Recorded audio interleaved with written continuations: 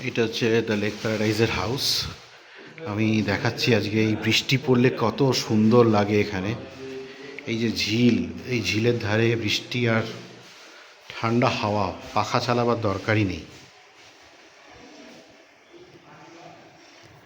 এই যে দেখা যাচ্ছে এই লেকটা অসম্ভব ডিপ, এটা কোনোদিন শুকোয় না যতই গরম পড়ুক যাই হোক। আর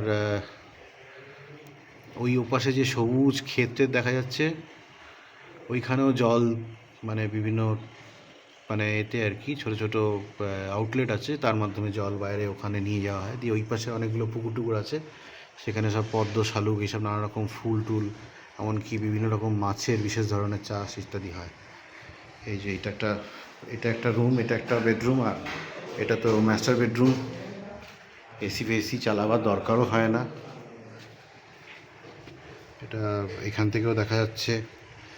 এখানে নেটটা লাগিয়েছি কারণ এখানে প্রচুর বার্ডস আছে, বিশেষ করে মাছরাঙা এবং আরও নানা রকম খুব সুন্দর সুন্দর নানা রকম পাখি আছে, যেগুলো কলকাতা শহরে আজকাল দেখতে পাওয়া যায় না।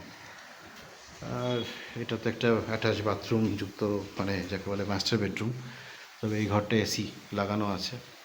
কেমন লাগলো জানাবেন। এই সুন্দর বর্ষাকালের আমেজ কবিসত্তা জাগিয়ে তুলবে আপনার মধ্যে।